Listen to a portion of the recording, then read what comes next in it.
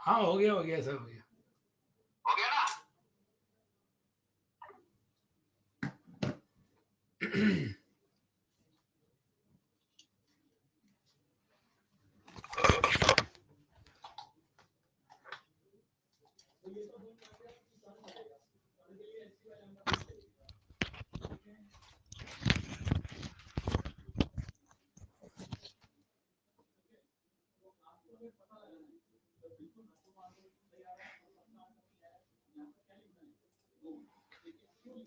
Hello dear students, आवाज आ रही है बच्चों आप लोगों को? Very good morning to all of you.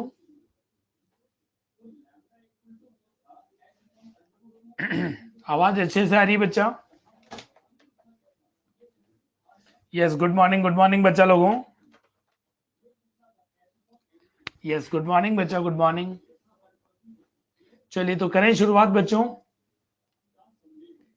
आज थोड़ा अपन लेट हो गए हैं, कोई बात नहीं, फर्स्ट क्लास है। देखो क्लास अपन जो सबसे पहले तो अपन क्या पढ़ने वाले हैं, बात मालूम आप लोगों को? हम लोग जो क्या चीज पढ़ने वाले हैं, बात ऑर्गेनिक केमिस्ट्री। बहुत बढ़िया, बहुत बढ़िया। तो सबसे पहले तो थॉट आता है ऑर्गेनिक केमिस्ट्री होता क्या है, ऑर्गेनिक केमिस्ट्री की बात हम क्यों कर रहे हैं, ऑर्गेनिक केमिस्ट्री से रिलेवेंट हम क्या बात करना चाहते हैं, इस तरीके से। यस, बहुत बढ़िया अंकित, प्रणव। कार्बन की केमिस्ट्री जो होती है ऑर्गेनिक होती है। देखो जो टॉपिक अपन पढ़ने वाले हैं, सबसे पहले तो मेरा एक मैसेज आपको ग्रुप पे मिला होगा बच्चों कि रेगुलरिटी बहुत जरूरी है। ऑर्गेनिक केमिस्ट्री में कनेक्टिविटी का बहुत इंपॉर्टेंस है। जो टॉपिक कार्बन आज अपन पढ़ना शुरू करेंगे, वही हम 2 साल 11वीं 12वीं में कार्बन की ही बात करेंगे। कार्बन एंड कार्बन से जुड़ी हुई प्रॉपर्टीज, है ना। तो कनेक्टिविटी की बहुत इंपॉर्टेंस है, आप इस कनेक्टिविटी को समझें, ठीक है। तो आप रेगुलर रहें, बिल्कुल जो बात हम कर रहे हैं एकदम फील करते चले। दूसरी बात, मैं आपको थोड़ा सा आज थोड़ी सी क्लास डे 1 है, तो स्टार्ट करने से पहले थोड़ा बेसिक फंडामेंटल रूल्स बता रहा हूं जो आप कर सकते हैं मेरे साथ सिंक्रोनाइज होने के लिए। ओके बच्चा, अगर आप पहली बात तो रेगुलरिटी बहुत जरूरी है, डिसिप्लिन वे में। जैसे आप ये फील करें कि आप क्लास में बैठे हैं, हमारे सामने बैठे हैं और कोई डिस्टरबेंस के साथ नहीं रहना है ना। बिल्कुल सर, निशांत बिल्कुल। My self Sandeep Kumar Sethia, short में मुझे SST बोलते हैं। मैंने ग्रुप पे भी वैसे मैसेज में मेरा नाम लिखा था, कोई बात नहीं, संदीप कुमार सेठिया SST। मैं आपको ऑर्गेनिक केमिस्ट्री डील करूंगा।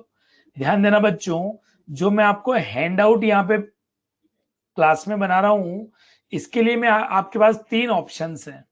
जो ऑप्शंस आपको सूटेबल लगे, आपके अकॉर्डिंग वैसा आप करें, लेकिन रेगुलरली रोज रोज इस तरीके की दिक्कत नहीं होना चाहिए कि सर मैं क्या करूं, मेरे को क्या करना है।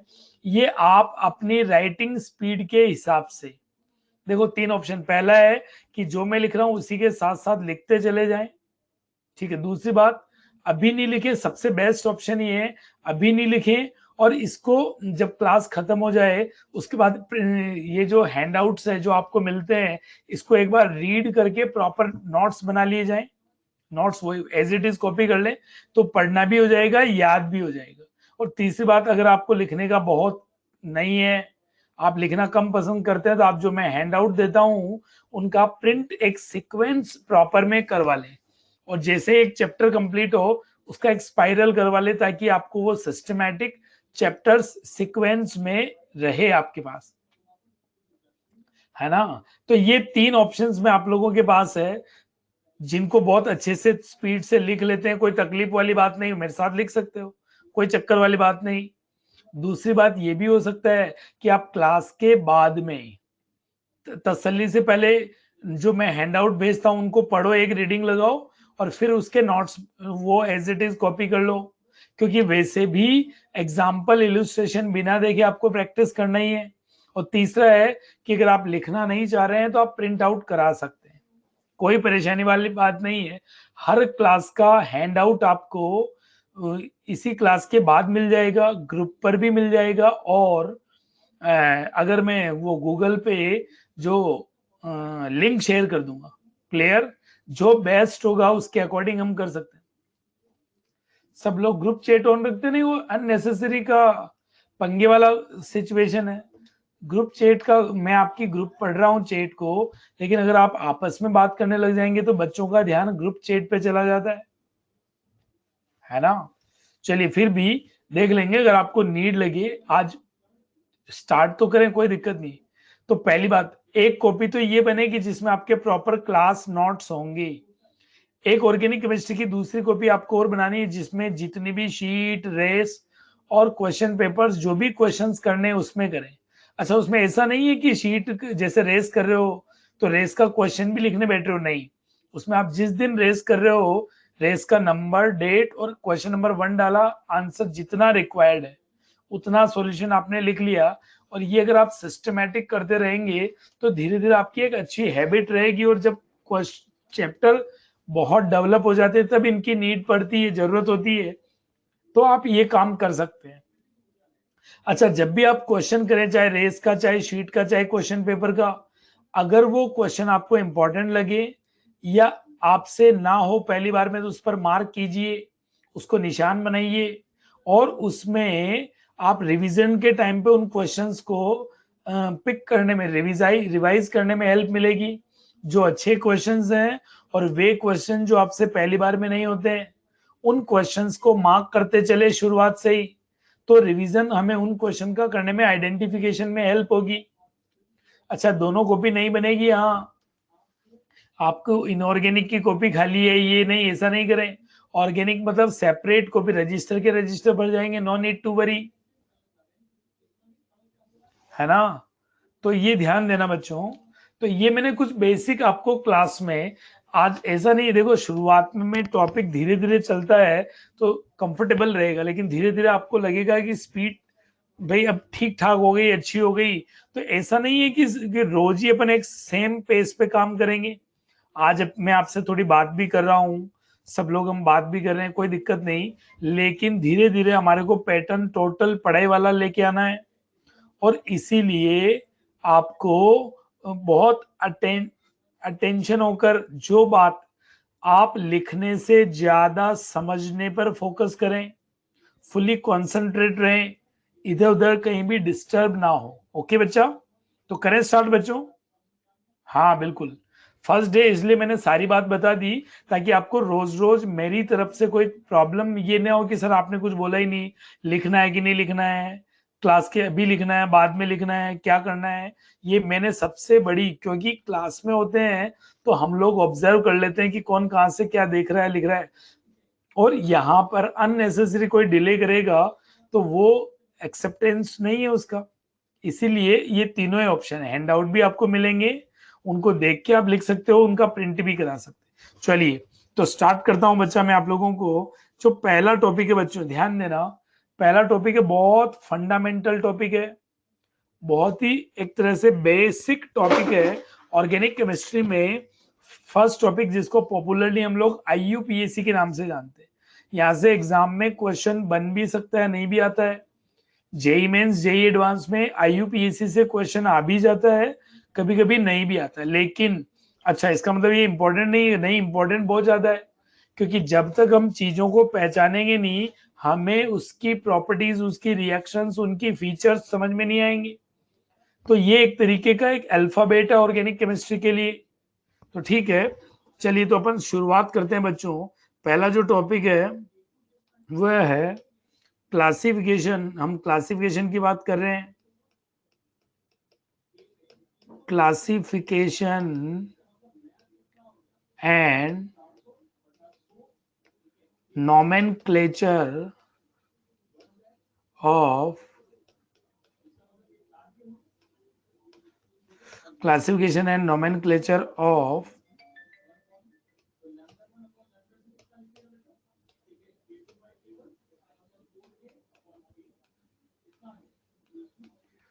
organic chemistry,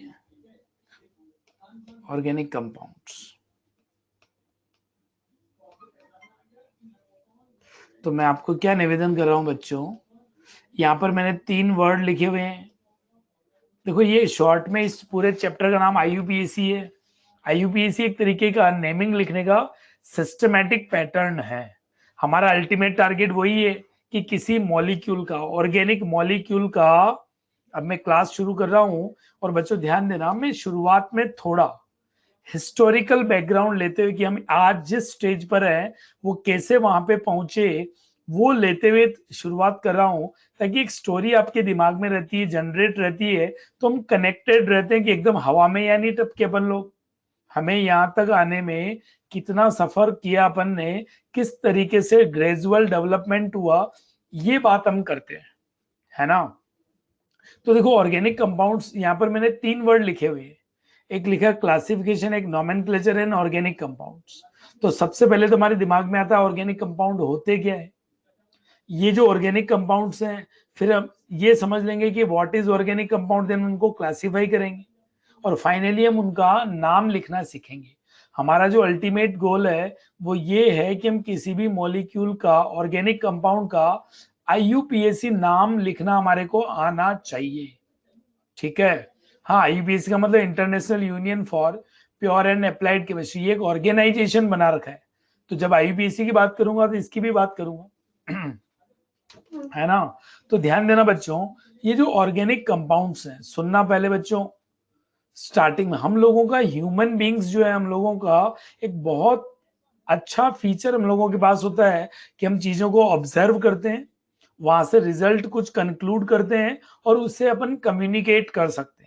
मतलब हमारे पास, ह्यूमन बींग के पास ऑब्जर्वेशन पावर है, रिजल्टेटिव पावर है, क्यूमुलेटिव मतलब उसका अपन कंक्लूसिव पावर है, और उसके कम्युनिकेटिव पावर है। बाकी एनिमल स्पीसीज से हम लोग ह्यूमन बीइंग क्यों ज्यादा डेवलप हो गए और रेगुलरली डेवलपिंग फेज में क्यों है, हम लोग निरंतर अपना डेवलपमेंट करते रहते हैं। आज के अगर आप 50 साल पहले की व्यक्ति देखो, उससे 50 देखो, उससे 50 देखो, 500 साल पहले देखोगे, तो आपको एक रेगुलर ग्रोथ और डेवलपमेंट दिख रहा है। ऐसा इसलिए हो पाया कि हम लोग चीजों को, जो हमारी सराउंडिंग है, उनसे चीजों को ऑब्जर्व करते हैं, उनका कंक्लूजन निकालते हैं और उसको आगे कम्युनिकेट कर देते हैं। हाँ, कंक्लूजन गलत हो सकता है, सही हो सकता है, रिजल्ट हमारा परफेक्ट नहीं हो, कोई जरूरी नहीं, रिजल्ट हमारा गलत भी हो सकता है, लेकिन हाँ, रिजल्ट तो रिजल्ट है। फेल है वो भी एक रिजल्ट है, पास है वो भी एक रिजल्ट। तो इस तरीके से हम चीजों को ऑब्जर्व करके, कंक्लूसिव करके उन्हें कम्युनिकेट कर देते हैं। तो नेक्स्ट जनरेशन फिर उतना बेस उनको बन जाता है, वो उससे आगे का काम शुरू कर देते हैं, फिर और आगे का काम शुरू कर देते हैं। तो ये रेगुलर डेवलपमेंट चलता है ना। तो बच्चों ध्यान देना, पार्थ क्या हुआ, आवाज नहीं आ रही क्या बच्चा? हाँ, हम या तो जीतते हैं या सीखते हैं, हारते नहीं है, बिल्कुल। तो सुनना बच्चों, मैं आपको क्या बोलना चाह रहा हूं, सबसे पहले हमारे दिमाग में, मतलब जो साइंटिफिक डोमेन था, साइंटिफिक डोमेन के बीच में एक क्वेश्चन जनरेट हुआ जब बहुत सारे मॉलिक्यूल, केमिकल कंपाउंड्स हमारे को ऑब्जर्व होने लगे। तो सबसे पहले हमारे दिमाग में आ सकता है what is organic compounds, what is organic compounds. तो यहाँ पे अगर हम आंसर करें तो बच्चों ध्यान देना, शुरुआत में लेवोजियर ने शुरुआत में कुछ मॉलिक्यूल को, मैं 16th सेंचुरी के आसपास की बात कर रहा हूँ, लेवोजियर लगभग 400, 450, 500 साल पहले की बात कर रहा हूँ। लेवोजियर के टाइम पे लेवोजियर ने सबसे पहले कुछ मॉलिक्यूल को ऑब्जर्व किया और उनको देखा कि कुछ मॉलिक्यूल लिविंग ऑर्गेनिज्म से मिल रहे हैं, कुछ नॉन लिविंग थिंग से मिल रहे हैं। तो उसने एक सिंपल क्लासिफिकेशन दे दिया कि जो लिविंग थिंग से मिले वो ऑर्गेनिक कंपाउंड है और जो नॉन लिविंग थिंग से मिले वो इनऑर्गेनिक कंपाउंड। मतलब ऑर्गेनिक इनऑर्गेनिक का क्लासिफिकेशन अपन 1600 सेंचुरी से, 16th सेंचुरी से ही हमें पढ़ क्लासिफाई कर लिए। हाँ ध्यान देना बच्चों, भुवन, जो मैं आपके ओपन बोर्ड पे लिख रहा हूँ वो सब आपको, अगर आप मेरे साथ लिख रहे हो तो लिखना है, बाद में लिखना है तो भी लिखना है। हैंड आउट में अगर मैंने कोई पॉइंट भी बनाया है तो वो आपकी कॉपी में होना चाहिए, कहीं लाइन भी खींची है तो वो भी आपकी कॉपी में होना चाहिए। ऐसा नहीं होगा कि ये लिखना है कि ये नहीं लिखना है। एक बेसिक बैकग्राउंड आपको मैंने शुरुआत से बोला, आज अपन बहुत हल्के मूड से टॉपिक को शुरू कर रहे हैं और 2-3 लेक्चर पे हम फ्लो में आ जाएंगे। उसके बाद आप मुझे रोकोगे तो भी नहीं रुकूंगा। सुन रहे बच्चा? मतलब हम बहुत एक प्रॉपर ऑप्टिमम स्पीड पे आ जाएंगे। अभी हमने जस्ट शुरुआत करी है, तो मैं थोड़ा थोड़ा धीरे धीरे आपको बिल्डअप कर रहा हूं, और जो टॉपिक बिल्डअप होगा उसी पे हम फाउंडेशन पे ही काम करना शुरू कर देंगे। तो शुरुआत में आपको थोड़ा स्लो लग सकता है, लेकिन उसके बाद तो आप मुझे रोकोगे पक्का है, ठीक है? तो थोड़ा सा पेशेंस रखें, पेशेंस के साथ चीजों को आप देखते चले जाएं। लेकिन हाँ, ये जो बेसिक फंडामेंटल्स हैं, यहाँ से अपन चीजों को क्लियर करते चलेंगे तो आप मेरे साथ सिंक्रोनाइज रहेंगे, कोई परेशानी वाली बात नहीं। तो सबसे पहले दिमाग में है व्हाट इज ऑर्गेनिक कंपाउंड, तो लेवोजियर ने इसको बताया था, और इसके लिए अपन ने इसकी, हम जो बात करें इसको अपन ओल्ड डेफिनेशन के नाम से बात करें। हालांकि इसका आज की सिनेरियो में कोई इसका रोल नहीं है, लेकिन मैं अगेन बोल रहा हूं कि हमारे को थोड़ा बेसिक कहां से अपन आए हैं ये भी पता होना चाहिए। तो those compounds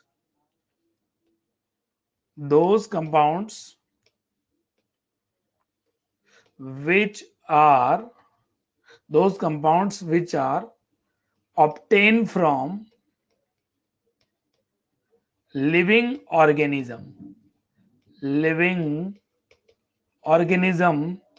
either from plant or animals, either from plant or animals are known as a organic compounds. बहुत सरलता से, जैसे इसके एग्जांपल, अच्छा ध्यान देना बच्चों, देखो जब भी अपन किसी मॉलिक्यूल का नाम लिखते हैं तो नाम अपन कॉमन नेम भी लिख सकते हैं और नाम अपन आईयूपीएसी भी लिख सकते हैं, ठीक है ना? तो अभी हमने को ना तो कॉमन नेम आते हैं ना आईयूपीएसी आते हैं। आईयूपीएसी तो एकदम सिस्टमैटिक है। आईयूपीएसी नेम जो है वो एकदम सिस्टमैटिक नेम है, उनको रटने की जरूरत नहीं है, जब पढ़ेंगे तो हम उसका रूल वगैरह सब देखते चलेंगे। लेकिन कॉमन नेम जो होते हैं उनके पीछे कोई क्यों फैक्टर नहीं होता, लॉजिक नहीं होता है। कॉमन नेम एक तरीके का घर का नेम है, जिस किसी ने जो मन में आया रख दिया तो रख दिया। जैसे अपने घर के नाम होते हैं छोटू मोटू, लंबू पतलू कालू, कुछ भी वॉट एवर, ठीक है ना? तो कॉमन नेम एक तरीके का निक नेम है, जो उसकी कंडीशंस के अकॉर्डिंग, सराउंडिंग के अकॉर्डिंग, उसकी प्रॉपर्टी के अकॉर्डिंग, उसके फीचर्स के अकॉर्डिंग रख दिया जाता है। तो इन जनरल कॉमन नेम में हम लॉजिक लग जाए ये कोई जरूरी नहीं है, कॉन्सेप्ट लग जाए ये कोई जरूरी नहीं है, एक पैटर्न बन जाए ये कोई जरूरी नहीं है। तो कॉमन नेम तो हमारे को याद ही करने होते हैं। तो आपको मैं आईयूपीएससी की शीट शेयर करूंगा, उसमें कुछ कॉमन नेम्स हैं। अच्छा, उनको बैठ के आज ही रटने लग जाए ऐसा नहीं करना। कॉमन नेम का एक पैटर्न बना लो, जब भी आप देखो घूर के देखें। एग्जाम्पल जो है, जैसे तो मैं डे वन से, अभी मैंने कॉमन नेम नहीं पढ़ाए, लेकिन मैं डे वन से कुछ कुछ जहां जहां मुझे नीड लगेगी मैं लिखता चला जा रहा हूं, ताकि आपको डे वन से ही एक प्रैक्टिस बनी रहे कि स्ट्रक्चर, अच्छा मॉलिक्यूल को लिखते कैसे हैं, मॉलिक्यूल का स्ट्रक्चर कैसे रिप्रेजेंट करते हैं, मॉलिक्यूल का नाम, ये सब मैं सिखाऊंगा। अभी मेरा पर्पस सिर्फ आपको कॉमन नेम का इंट्रोडक्शन देना है, कि कोई कॉमन नेम आपके सामने आ गया तो उसको आप नजर से निकाल लें, हल्के में निकाल लें। धीरे धीरे अगर आप रेगुलर उनको देखेंगे तो यूज टू हो जाएंगे, और उनकी हमारे को एक अच्छी प्रैक्टिस हो जाएगी। हाँ, डे वन से रूल ये बनाना कि जब भी हम मॉलिक्यूल देखेंगे, अगर कॉमन नेम लिखा हुआ है तो उसको घूर के देखेंगे, एक सेकंड तसल्ली से वहां पे सोच के देखेंगे, ताकि हम उसको पूरे ओवर द ईयर याद कर पाए। एक ही दिन में सारे कॉमन नेम रट लें ऐसा नहीं करना है, धीरे धीरे अपने आप याद हो जाएंगे, उसका एक्स्ट्रा बर्डन लेने की जरूरत नहीं है, ठीक है? तो ध्यान देना, यहाँ पे जैसे एग्जांपल, उस टाइम भी मॉलिक्यूल, लेवोजियर ने जब ये एग्जांपल डेफिनेशन दी, तब भी लोग कुछ ऑर्गेनिक कंपाउंड्स जानते थे। जैसे यूरिया को मॉलिक्यूल जानते थे, यूरिया, यूरिया कैसा होता है, इसको अपन यूरिया बोलते हैं, है ना? यूरिया एक कॉमन नेम है। इसी तरीके से जैसे एसिटिक एसिड, अच्छा लोग ये जानते थे ऑर्गेनिक कंपाउंड है, यूरिया कहां से ऑब्टेन होता है, फ्रॉम एनिमल यूरिन। और एनिमल यूरिन जो है एक तरह का हमारा एनिमल्स का बाई प्रोडक्ट है, तो लोग जानते थे ये एनिमल के यूरिन से मिलता है, इसीलिए ये ऑर्गेनिक है। इसी तरीके से जैसे एसिटिक एसिड, अब आपके दिमाग में आ सकता है कि सर ये एग्जाम्पल लिखे कैसे, ये सब मैं बताऊंगा, आप तो सिर्फ अभी ये समझें कि ये कॉमन नेम है। जैसे ये एसिटिक एसिड कहां से मिलता है, फ्रॉम एसिटम। एसिटम एक ग्रीक टर्मिनोलॉजी है जिसको अपन विनेगर भी बोलते हैं, सिरका, ठीक है। इसी तरीके से मार्च गैस, मार्च गैस किसको बोलते हैं, मीथेन को बोलते हैं। मीथेन क्या होता है, CH4, CH4 क्या है, मार्च गैस है। इसी तरीके से सिट्रिक एसिड होता है, मैलिक एसिड होता है, ठीक है। मैंने कुछ एग्जाम्पल लिखे हैं, जस्ट मैं आप लोगों को बताना चाह रहा हूं कि कुछ ऐसे एग्जाम्पल्स हैं जो लिविंग ऑर्गेनिज्म से मिलते थे और इसीलिए उनके बेसिस पर हमने ऑर्गेनिक कंपाउंड्स डिफाइन किए। हाँ हाँ, कैसे हुआ ये सब बात मैं करूंगा ना, ठीक है। अब यहां से ध्यान देना बच्चों, जब ये लेवोजियर ने डिफाइनेशन दिया तो वहीं पर एक साइंटिस्ट था बर्जीलियस, बहुत चतुर साइंटिस्ट थे।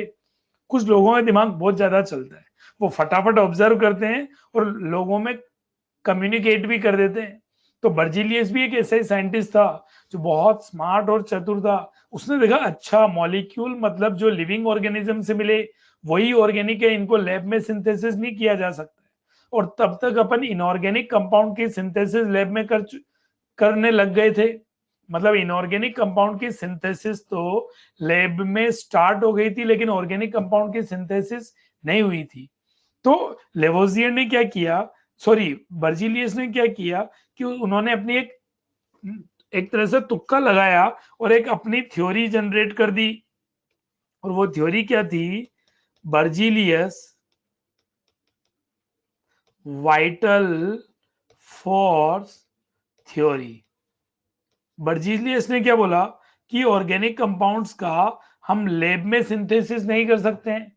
क्यों, क्योंकि लैब में ऑर्गेनिक कंपाउंड की सिंथेसिस के लिए एक स्पेशल टाइप का फोर्स चाहिए और वो वाइटल फोर्स होता है और वो लिविंग ऑर्गेनिज्म में ही होता है।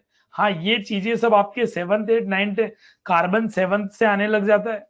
बिल्कुल, तो थोड़ा मैं आपको क्या कर रहा हूँ, शुरुआत में थोड़ा सा पेशेंस रखें, ठीक है ना। मैं भी आपको वहीं लेके जाऊंगा और धीरे धीरे हम पूरी चीज आज बैकग्राउंड खत्म करके हम धीरे कंप्लीटली 11th वाले टॉपिक की तरफ चले जाएंगे। ये थोड़ा आपको 11th का पढ़ा हुआ होगा, 9th का 10th का, ठीक है ना।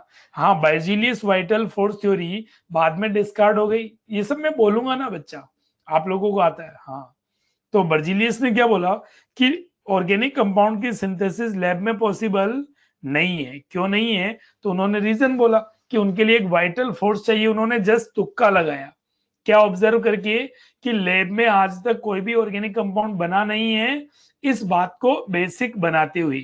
अच्छा, कोई उनका अपोज करता तो वो ये बोल देते कि भैया आप बना लो कि मैं अपनी थ्योरी को वापस ले लूंगा।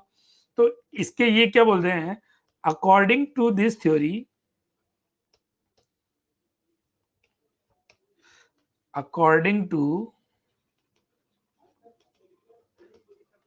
this theory,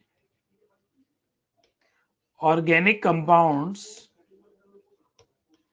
are not able to synthesize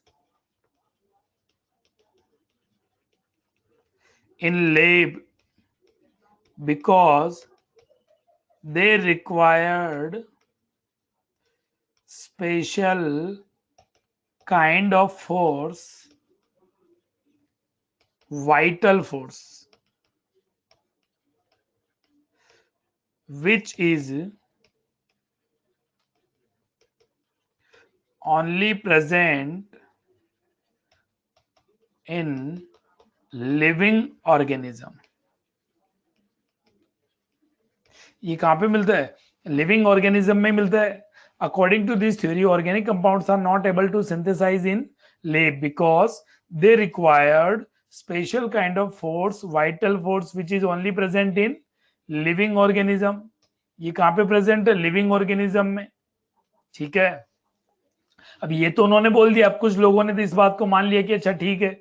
हम लोगों में भी तो यही नेचर होता है कि कुछ लोग जैसे कोई रिजल्ट हमारे पास आता है कुछ तो हम उसको बिना दिमाग लगाए मान लेते हैं, और कुछ ऐसे होते हैं जो नहीं नहीं ये दिमाग में कचरा चल रहा है, इसका रीजन क्या है, उस पर लग जाते हैं, ठीक है ना। देन क्या हुआ, इसके बाद ध्यान देना बच्चों, ये तो बर्जीलियस ने लगभग 17th सेंचुरी के आसपास, इनिशियल में 17-18 के आसपास ये थ्योरी दी बर्जीलियस ने। देन इन्हीं का एक स्टूडेंट था वॉलर, इन्हीं का एक स्टूडेंट कौन था, वॉलर। उन्होंने एक वॉलर जो थे, वॉलर जो थे ये एक इनऑर्गेनिक के साइंटिस्ट थे, ये तो अपना काम कर रहे थे, लेकिन हाँ ये भी एक स्मार्ट साइंटिस्ट थे। इन्होंने अपना काम कर रहे थे, लेकिन एक्सीडेंटली इनसे यूरिया बन गया। कैसे बना, वॉलर का एक्सपेरिमेंट क्या है बच्चों, ध्यान देना। ये अपना काम कर रहे थे, केसीएनओ को हम बोलते हैं पोटेशियम साइनेट। और तब तक इनऑर्गेनिक कंपाउंड के सिंथेसिस लैब में लोग करने लग गए थे, लैब में इनऑर्गेनिक कंपाउंड की सिंथेसिस लोग करने लग गए थे। ये भी अपना इनऑर्गेनिक मॉलिक्यूल, इनऑर्गेनिक इंटरचेंज कर रहे थे, आयन इंटरचेंज करना चाह रहे थे। किसकी, पोटेशियम साइनेट की रिएक्शन अमोनियम सल्फेट से करना चाहते थे। और अमोनियम सल्फेट से करके ये क्या बनाना चाह रहे थे, ये बनाना चाह रहे थे अमोनियम साइनेट। ये क्या बनाना चाह रहे थे, अमोनियम साइनेट बनाना चाह रहे थे, और साथ में K2SO4 potassium sulphate, potassium sulphate, और ये अमोनियम साइनेट बनाना चाह रहे थे। ये बहुत सिंपल, और ये कैसे, आयन का एक्सचेंज सिंपल हीटिंग से हो जाता है, सिंपल हीटिंग से आयन अमोनियम साइनेट। ये काम वो करना चाह रहे थे, लेकिन ऐसा करने में इंसान से थोड़ी थोड़ी कभी गलती भी हो जाती है, भूल हो जाती है। तो ये काम करने के दौरान उनकी लग गई आंख लग गई, तो ये मॉलिक्यूल ओवर हीटिंग हो गया। और ओवर हीटिंग का रिजल्ट क्या हुआ, यहां पर हो गई ओवर हीटिंग। ओवर हीटिंग का मतलब एक्स्ट्रा गर्म हो गए ये मॉलिक्यूल। ओवर हीटिंग की वजह से यहां पर मॉलिक्यूलर रीअरेंजमेंट हो गया। मॉलिक्यूलर रीअरेंजमेंट मतलब मॉलिक्यूल तो यही है, लेकिन इसका अरेंजमेंट बदल गया। अब इसका अरेंजमेंट कैसा हो गया, NH2CO NH2 ऐसा बन गया। और तब तक लोग जानते थे, ये इसको जानते थे लोग कि ये यूरिया है। कौन है ये, और लेकिन ये जानते थे कि ये सिर्फ एनिमल के यूरिन से मिलता है। देखो अगर आप देखेंगे तो इसका भी जो मॉलिक्यूलर फॉर्मूला है, एक वर्ड यूज कर रहा हूं, मॉलिक्यूलर फॉर्मूला। मॉलिक्यूलर फॉर्मूला क्या है, एक कार्बन, 2 नाइट्रोजन, 4 हाइड्रोजन, ऑक्सीजन, यही तो है, यस कि नो। और इसका भी मॉलिक्यूलर फॉर्मूला अगर आप देखोगे तो मॉलिक्यूलर फॉर्मूला दोनों का सेम है। देखो एक carbon, 2 nitrogen, 4 hydrogen, oxygen, yes कि नो। तो मॉलिक्यूलर फॉर्मूला चूंकि सेम है, केवल मॉलिक्यूलर रीअरेंजमेंट हुआ ड्यू टू ओवर हीटिंग। बहुत बढ़िया बेटा, आइसोमर है। हाँ लेकिन अभी ये वर्ड यूज नहीं कर रहा हूं, जब अगला चैप्टर पढ़ेंगे तब यूज करूंगा।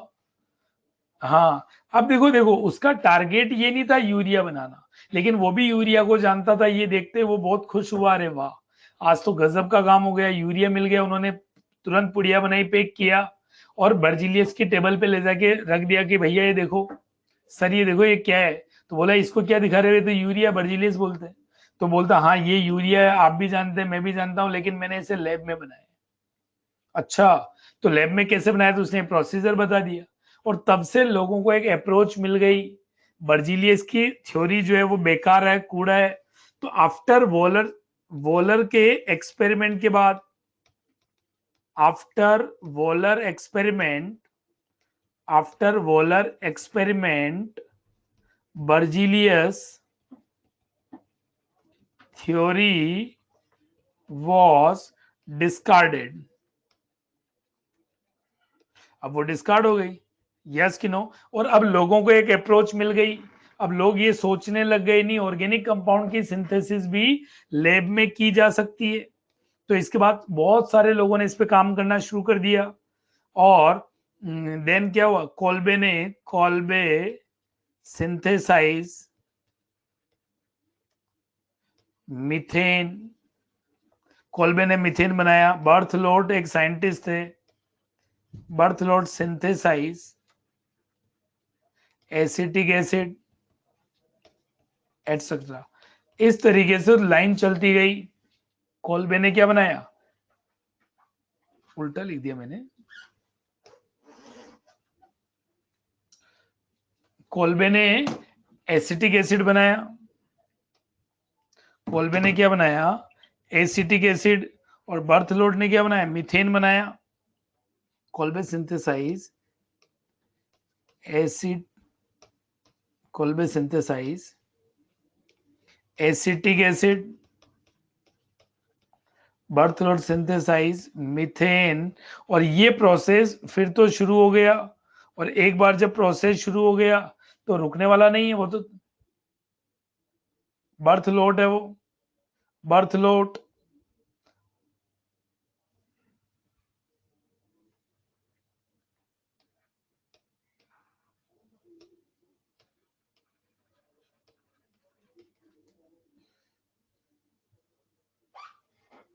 ठीक है, तो Berthelot synthesise methane, Kolbe synthesise acetic acid, इस तरीके से प्रोसेस चलता गया।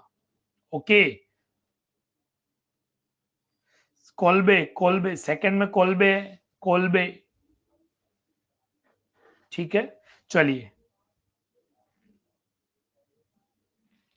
बिल्कुल। तो ये अपन ने यहां से एक ब्रेक थ्रू मिल गया कि लोगों को ये अप्रोच मिल गई, लोगों को ये पता चल गया कि यहां से हम लोगों ने ऑर्गेनिक कंपाउंड की सिंथेसिस लैब में भी की जा सकती है। उनके लिए किसी तरीके का कोई वाइटल फोर्स की जरूरत नहीं है। तो अब बताओ, पुरानी डेफिनेशन की कोई नीड हमारे को नहीं है, हमें अब नई डेफिनेशन की तरफ जाना पड़ेगा। तो हम एक तरीके से कहा जाना चाहते हैं, मॉडर्न डेफिनेशन पे। Modern definition of organic compounds, modern definition of. अब हमें वापस से ऑर्गेनिक कंपाउंड को डिफाइन करना पड़ा। तो ध्यान देना, ऑर्गेनिक कंपाउंड्स क्या होते हैं, hydrocarbon and their derivatives. Modern definition की बात कर रहा हूं। Hydrocarbon and their derivatives are known as a organic compounds. सुनना बच्चा लोगों, hydrocarbon and their derivatives, hydrocarbon and their derivatives are known as a organic compounds. अब जो वर्ड में बोलूंगा सारे चीज में समझाऊंगा। तो पहले मैंने जैसे यहां बोला हाइड्रोकार्बन क्या होता है, तो मैं उसकी बात कर लेता हूं। सुनना, मैंने यहाँ दो वर्ड यूज किया है, एक यूज किया हाइड्रोकार्बन एंड देयर डेरिवेटिव्स। तो पहले मैं हाइड्रोकार्बन की बात कर रहा हूं। हाइड्रोकार्बन जैसा कि नाम से समझ में आ रहा है, हाइड्रोकार्बन क्या है, ऐसे कंपाउंड जो जिनमें सिर्फ कार्बन और हाइड्रोजन होता है। Those compounds which are made up from only carbon and hydrogen, only carbon and hydrogen. जो सिर्फ कार्बन और हाइड्रोजन से बनते हैं, जो सिर्फ कार्बन और हाइड्रोजन से बनते हैं, उन्हें अपन हाइड्रोकार्बन बोलते हैं। नाम से ही समझ में आ रहा है, बिल्कुल बिल्कुल क्लियर है, नाम से ही समझ में आ रहा है कि ऐसे कंपाउंड जिनमें सिर्फ और सिर्फ कार्बन और हाइड्रोजन होते हैं, उन्हें अपन हाइड्रोकार्बन बोलते हैं। ध्यान देना बच्चों, मैं आपसे क्या निवेदन कर रहा हूं, जो सिर्फ कार्बन और हाइड्रोजन से बनते हैं उन्हें हाइड्रोकार्बन बोलते हैं। आज के बाद ये डाउट नहीं होना चाहिए, अगर किसी ने पूछ लिया हाइड्रोकार्बन क्या होता है, पाप लग जाएगा, और वो पाप धुलने वाला नहीं है। सुन रहे हैं आप लोग? तो छोटी छोटी बातें मैं आज से कर रहा हूं, और ये छोटी छोटी बातें आपके एरर नहीं होना चाहिए। तो देखो एग्जांपल, जैसे मान लीजिए CH4, देखो ओनली CH4 में क्या, ओनली कार्बन एंड हाइड्रोजन, इसे मीथेन बोला अपन ने। जैसे CH3 CH3, ये अगर नाम नहीं आते तो कोई परेशानी वाली बात नहीं है, मैं तो आपको जस्ट इंट्रोड्यूस कर रहा हूं, अभी नाम लिखना नहीं सिखा रहा हूं। मेरा पर्पज नाम लिखवाना नहीं है, अभी तो मैं आपको एग्जाम्पल बता रहा हूं कि ये देखो सिर्फ कार्बन हाइड्रोजन है या नहीं है। जैसे इसका नाम होता है एसिटिलीन, इसका नाम क्या होता है, बहुत पॉपुलर है, ये एसिटिलीन है। जैसे इस तरीके से C6H6, C6H6 का नाम होता है बेंजीन, कॉमन नेम बेंजीन है। अब ये कैसे बना ये सब मैं बताऊंगा आपको, इनका स्ट्रक्चर कैसा है, ये सारी बात अपन करेंगे, चिंता की जरूरत नहीं। ये क्या है, कैसे लिखते हैं, ये कैसे डेवलप हुई, ये बात नहीं कर रहा मैं। जितना एग्जाम्पल लिखे हैं आप ये देखो, सिर्फ कार्बन हाइड्रोजन है या नहीं है। एसिटिलीन का, हाँ बिल्कुल ना, एसिटिलीन इथाइन बोल सकते हो, इथाइन IUPAC नेम है। आपको अगर आता है आपने लिख दिया, इसलिए बोल रहा हूं। मेरा पर्पज अभी नाम बताना नहीं है, मेरा पर्पज है आप जो भी एग्जाम्पल देख रहे हो वे सारों में सिर्फ कार्बन हाइड्रोजन है कि नहीं। तो ये अपन ने क्या बोला, ये हाइड्रोकार्बन्स हैं। कौन है ये, हाइड्रोकार्बन्स। देन हाइड्रोकार्बन अगर डेरिवेटिव की बात करें, हम बात करना चाहते हैं हाइड्रोकार्बन, हाइड्रोकार्बन डेरिवेटिव्स। तो हाइड्रोकार्बन डेरिवेटिव्स कौन होंगे, हाइड्रोकार्बन डेरिवेटिव मतलब हाइड्रोकार्बन में से अगर एक या एक से ज्यादा हाइड्रोजन हटाकर कोई दूसरा ग्रुप लगा दिया जाए, कार्बन हाइड्रोजन के अलावा कोई दूसरा एटम है, कोई दूसरा ग्रुप है, जैसे हेलोजन है, ऑक्सीजन है, नाइट्रोजन है, फास्फोरस है, सल्फर है, तो ऐसे कंपाउंड्स को अपन हाइड्रोकार्बन डेरिवेटिव बोलते हैं। मतलब मैं क्या बोलना चाहता हूं, if one or more than one, if one or more than one carbon and hydrogen, carbon और hydrogen replace by any other atoms or groups, then they are hydrocarbon derivative, then they are hydrocarbon derivatives। जैसे कैसे ध्यान देना बच्चों, ये hydrocarbon है, ये कौन है, हाइड्रोकार्बन। यहां पर R जो है ना, ध्यान देना बच्चों, R रिप्रेजेंट, ये जो R है, R किसको रिप्रेजेंट करेगा, कार्बन की चेन को, chain of carbon, either branch, either saturated, non saturated. और इसके लिए वर्ड यूज करते हैं एल्क। एल्क का मतलब होता है कार्बन की संख्या, एल्क शब्द का मतलब होता है कार्बन की संख्या। तो ये हाइड्रोकार्बन है देखो बच्चों, और इस हाइड्रोकार्बन से हमने हाइड्रोजन हटाकर कोई ग्रुप लगा दिया है, तो ये बन गया हाइड्रोकार्बन डेरिवेटिव। ये क्या बन गया, हाइड्रोकार्बन डेरिवेटिव्स बन गया, हाइड्रोकार्बन डेरिवेटिव्स। हमने क्या किया, एक या एक से ज्यादा हाइड्रोजन हटाकर उसकी जगह ग्रुप लगा दिया। कब पढ़ेंगे आईयूपीएसी, पेशेंस रखो। आईयूपीएसी तक जाने के लिए अपने को 3 लेक्चर लगेंगे, लेकिन उससे पहले, आईयूपीएसी से पहले मैं आपको इतनी सारी बता दूं, आज की बात ही आपको पता होगी, इससे आगे तो हम धीरे धीरे टॉपिक को इतना डेवलप कर लेंगे। अभी मैं बहुत, और अभी भी आपको जो मैं बताऊंगा वो पता नहीं है, आप तसल्ली से सुने, ठीक है ऋषि।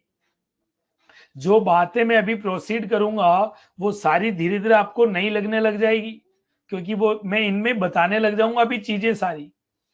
तो आर जो ये कोई भी एल्काइल ग्रुप हो सकता है, एल्काइल का मतलब कार्बन की चेन, सिंपल कार्बन की चेन। तो RH लिखा मतलब ये हाइड्रोकार्बन है, और ये हाइड्रोकार्बन में से H हटाकर G लगा दिया हाइड्रोकार्बन डेरिवेटिव बन गया। क्या बन गया, हाइड्रोकार्बन डेरिवेटिव बन गया। जैसे मान लीजिए मैं आपको बताता हूं, एग्जाम्पल बता रहा हूं, यहां पर अपन ने सीरियल नंबर, यहां पर अपन हाइड्रोकार्बन की बात कर रहे हैं, और यहां हाइड्रोकार्बन डेरिवेटिव्स। ओके, मेरा पर्पज में बार बार बोल रहा हूं, नाम बताना नहीं है। जैसे CH4 है, आपने क्या किया, एक हाइड्रोजन हटाकर OH लगा दिया, तो बताओ ये क्या बन गया, CH3OH। ये क्या बन गया, CH3OH बन गया। इसी तरीके से जैसे मान लीजिए CH3 है, आपने एक हाइड्रोजन हटाकर Cl लगा दिया, तो ये हाइड्रोकार्बन डेरिवेटिव के एग्जांपल होंगे। जैसे CH3 है, आपने CH3 हटाया, COOH ग्रुप लगा दिया, तो ये बन जाएगा CH3 C double bond OH। इसी तरीके से जैसे CH2 डबल बॉन्ड CH2 है, एक हाइड्रोजन हटाया और यहां पर Br लगा दिया, तो ऐसा बन जाएगा। जैसे मान लीजिए आप लोगों ने CH3 हाइड्रोजन हटाकर आपने NH2 लगा दिया, तो देखो ये सारे के सारे इधर जो है ना, मैंने जितने भी एग्जाम्पल लिखे हैं इन सब में आप इधर वाले तो सिर्फ हाइड्रोकार्बन है, लेकिन इधर वाले ये तो सारे हाइड्रोकार्बन, क्योंकि सिर्फ कार्बन और हाइड्रोजन, लेकिन इनमें कार्बन हाइड्रोजन के अलावा आपको कुछ ग्रुप और भी नजर आ रहे हैं, जैसे oxygen, chlorine, oxygen, bromine, nitrogen. तो ऐसे को अपन हाइड्रोकार्बन डेरिवेटिव्स बोलते हैं। ऐसों को अपन क्या बोलते हैं? हाइड्रोकार्बन डेरिवेटिव्स बोलते हैं। यस कि नो? बात समझ में आई आपको? तो हाइड्रोकार्बन डेरिवेटिव्स क्या है, इस बात को मैंने आपको समझाया। साथ में बहुत इंपॉर्टेंट बात कर रहा हूं, ध्यान देना बच्चों, बहुत इंपॉर्टेंट बात कर रहा हूं। Organometallic compounds. Organometallic compounds क्या होते हैं? तो ऑर्गेनोमेटेलिक कंपाउंड्स क्या होते हैं? ऐसे कंपाउंड जिनमें कार्बन डायरेक्टली मेटल से जुड़े। कार्बन डायरेक्टली अगर मेटल से जुड़ जाए, मेटल जानते ना, first A, second A, D block metals, जैसे sodium, potassium, lithium, magnesium, calcium. Then जैसे बात करें अपन क्या बोलते हैं उसको, कॉपर, जिंक, सिल्वर, ये सब मेटल आपने पीरियोडिक टेबल पढ़ी हुई है, बिल्कुल। हाँ, तो ऑर्गेनोमेटेलिक कंपाउंड्स क्या होंगे? दोज कंपाउंड्स, ध्यान देना, दोज कंपाउंड्स वेयर कार्बन, अब शॉर्ट में कार्बन को बार बार सी लिखेंगे, सिंबल आप पीरियोडिक टेबल में, those compounds where carbon atom directly attach with या directly connect with, directly bind with, directly bonded with metals are known as a organometallic compounds, are known as a organometallic compounds। इनको अपन क्या बोलते हैं?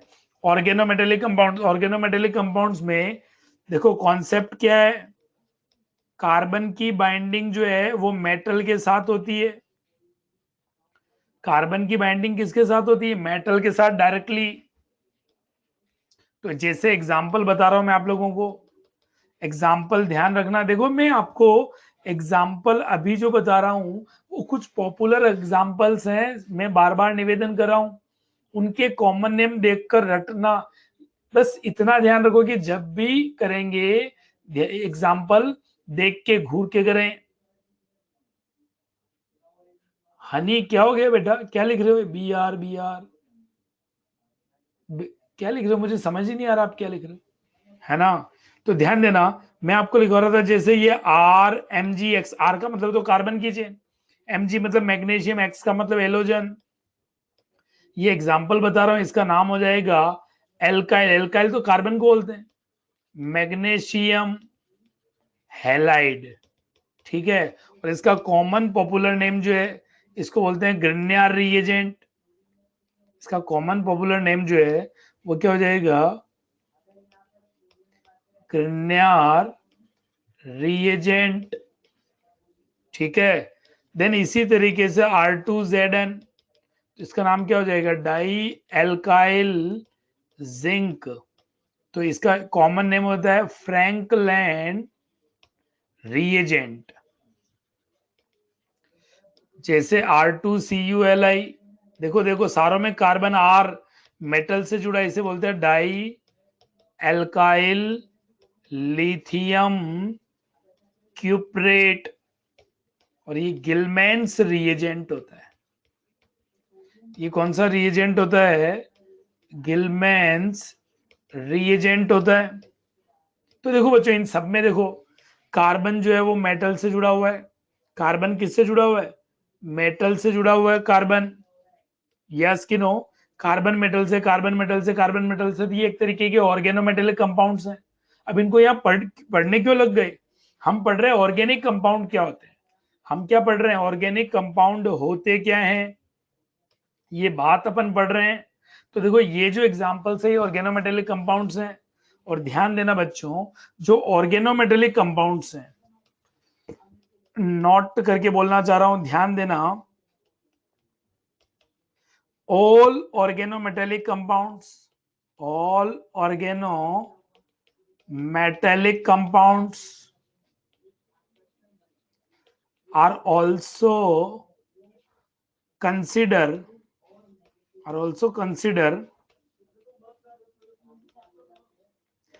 in organic compounds। Organic compounds में consider किए जाते हैं, मतलब जितने भी ऑर्गेनोमेटेलिक कंपाउंड्स होंगे वे सब ऑर्गेनिक कंपाउंड्स होंगे, वे सब ऑर्गेनिक कंपाउंड्स होंगे। सेकंड बात बहुत इंपॉर्टेंट बोल रहा हूं, ध्यान देना, जैसे कार्बन डाइऑक्साइड की बात करो, कार्बन डाइऑक्साइड के स्ट्रक्चर जानते हैं आप लोग, जैसे कार्बन मोनोऑक्साइड, कार्बन मोनोऑक्साइड, जैसे कार्बाइड्स का स्ट्रक्चर क्या होता है, C2 2-, जैसे बाइकार्बोनेट्स क्या होते हैं, HCO3- एंड कार्बोनेट्स क्या होते हैं, CO3 2- आर नॉट कंसीडर, ध्यान देना नॉट बोल रहा हूं बच्चों, ध्यान देना, not consider as a organic compounds, are not considered as a organic compounds। इन सबको अपन ऑर्गेनिक कंपाउंड्स में ध्यान देना, मैं आपको क्या निवेदन कर रहा हूं, carbon dioxide, carbon monoxide, carbide, bicarbonate and carbonates are not consider as a organic compounds. मतलब इन सब में कार्बन होते हुए भी ये ऑर्गेनिक नहीं है, क्योंकि ये ऑर्गेनिक डेरिवेटिव नहीं है, ये ऑर्गेनिक कंपाउंड से नहीं मिले, इनका सिंथेसिस इनऑर्गेनिक कंपाउंड से हुआ है। और चूंकि ये इनऑर्गेनिक डेरिवेटिव्स हैं, इसीलिए ये इनऑर्गेनिक कंपाउंड्स कहलाते हैं, ये ऑर्गेनिक नहीं होते हैं। तो एक सिंपल सा एकदम, यूएलपी जानते हैं आप लोग, यूएलपी क्या होता है, यूएलपी का मतलब अल्टीमेट लल्लू प्रॉब्लम, यूएलपी का मतलब क्या है, अल्टीमेट लल्लू प्रॉब्लम। हाँ, C2 तो सिर्फ कार्बन है बेटा, वो बना है मेटल के कार्बाइड से, एल्यूमिनियम कार्बाइड, मैग्नीशियम कार्बाइड, इस तरीके से बना है, इसीलिए वो नहीं है। तो ध्यान देना, यूएलपी कराता हूं एक सवाल, अभी शुरुआत में आज के दिनों में तो यूएलपी होगी, क्या है, आइडेंटिफाई ऑर्गेनिक कंपाउंड्स, बहुत सरल है। हमें कुछ एग्जांपल दिए, उनमें से क्या करना है, ऑर्गेनिक कंपाउंड्स की आइडेंटिफिकेशन करनी, एकदम यूएलपी हो जाएगा। जैसे मान लीजिए CH3 CH double bond CH2 दे दिया, जैसे मान लीजिए CH2 CH3 दे दिया, CH3 Br लिख दिया, CH3 CH2OH लिख दिया, CO2 लिख दिया, जैसे अपन ने लिख दिया यहां पर अमोनिया, जैसे अपन ने लिख दिया यहां पे CH3MgBr। मैं कुछ एग्जाम्पल लिख रहा हूं, इनमें अपने को बताना क्या है, इनमें हमारे को ये बताना है कि कौन ऑर्गेनिक कंपाउंड है, एकदम घटिया सवाल, एकदम लल्लू सवाल। जैसे CH3 का होल ट्वाइस CuLi लिख दिया अपन, जैसे C2 2- का ऐसा स्ट्रक्चर होता है, जैसे यहां अपन ने वाटर लिख दिया, जैसे यहां पे अपन ने लिख दिया CHCl3। तो बताइए इनमें कौन ऑर्गेनिक है, कौन नहीं है ऑर्गेनिक। सरल बात करना चाहते हैं अपन लोग, यस नो करना चाहते हैं, एकदम सिंपल, बहुत सिंपल है। तो देखो ये फर्स्ट ऑर्गेनिक है, second organic, third organic, fourth organic, अब कार्बन डाइऑक्साइड ऑर्गेनिक नहीं है, अमोनिया ऑर्गेनिक नहीं है, ये ग्रिग्नियर रिएजेंट है। ये कौन है? ग्रिग्नियर। देखो ना, अभी फॉर्मूला लिखा था ना अपन ने, RMgx, R की वैल्यू CH3 MgBr। ये भी ऑर्गेनिक है, ये ऑर्गेनिक नहीं है, ये ऑर्गेनिक नहीं है। वाटर में तो कार्बन ही नहीं है, अमोनिया में तो कार्बन ही नहीं है। और ये देखो, इसका पॉपुलर नेम आप सब लोगों ने इसका नाम जानते हो, ये क्लोरोफॉर्म है। कौन है ये? क्लोरोफॉर्म। मतलब कार्बन हाइड्रोजन डेरिवेटिव है या नहीं है? इसी तरीके से ध्यान देना बच्चों। अरे गड़बड़ हो गई।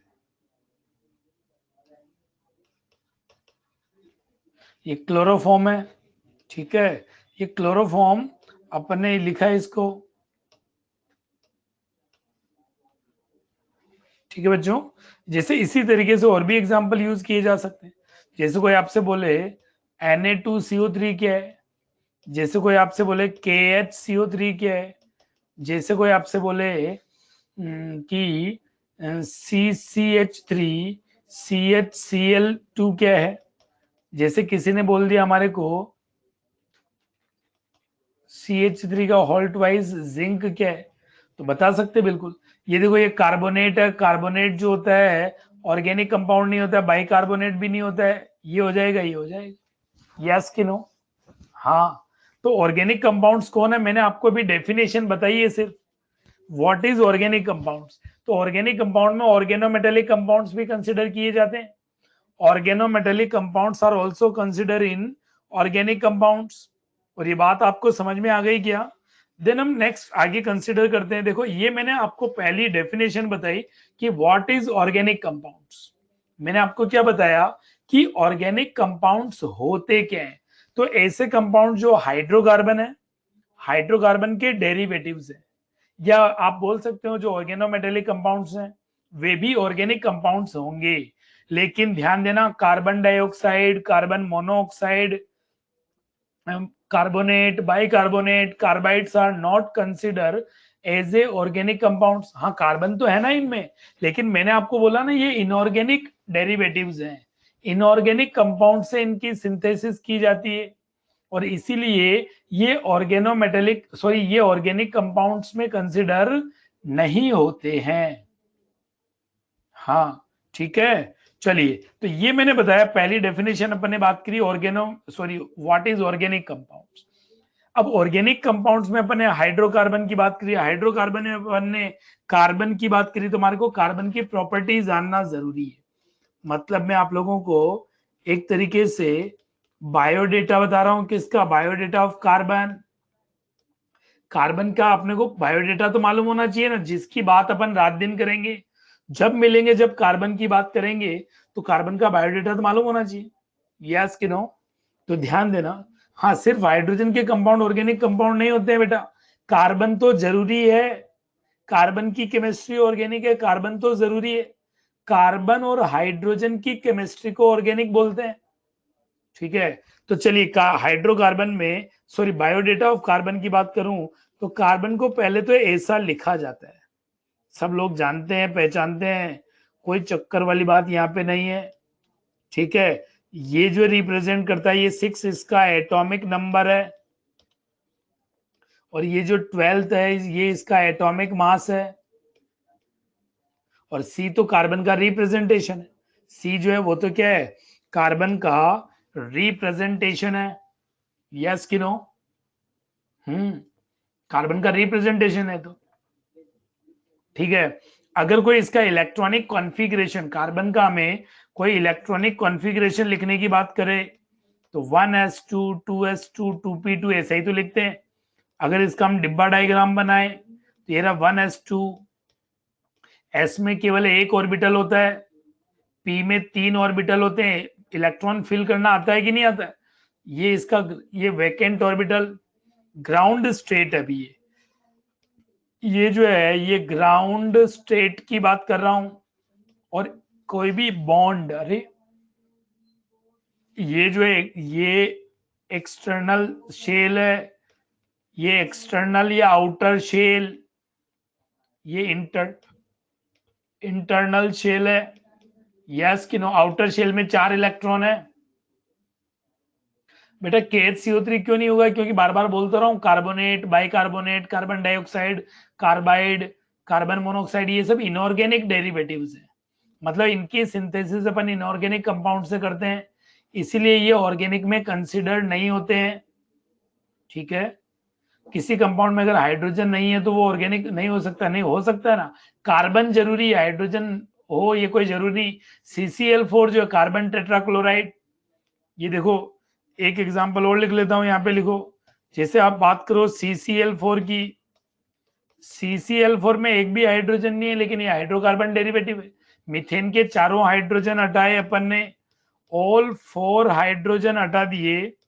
क्या हटा दिए?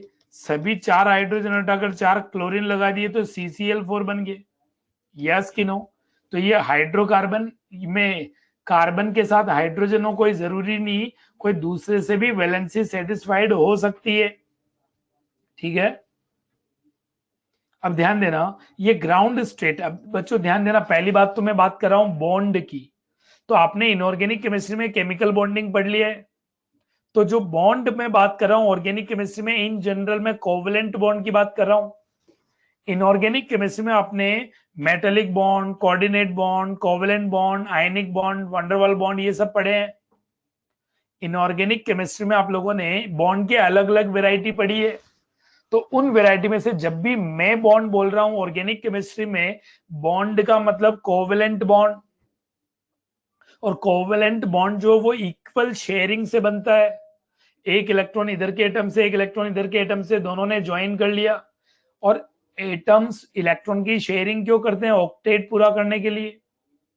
चाहे लिविंग थिंग हो या नॉन लिविंग थिंग हो, सबको स्टेबिलिटी की पड़ी है। सब स्टेबल होना चाहते हैं, लोअर एनर्जी पे रहना चाहते हैं।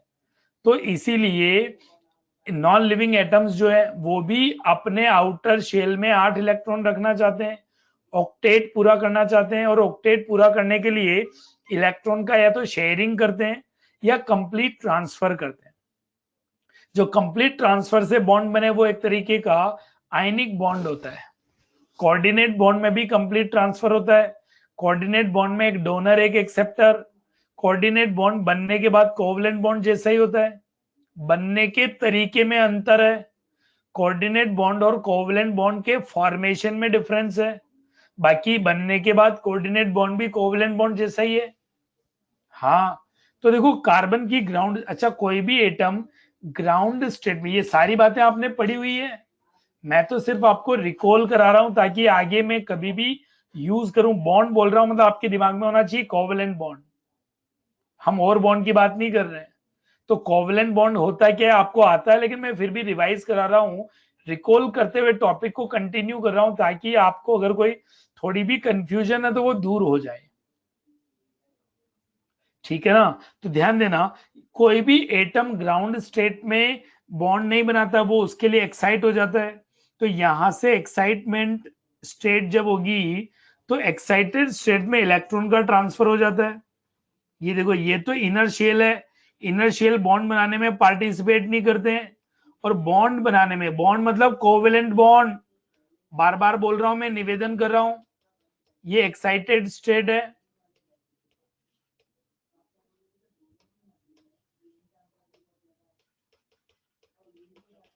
एक्साइटेड स्टेट है ये।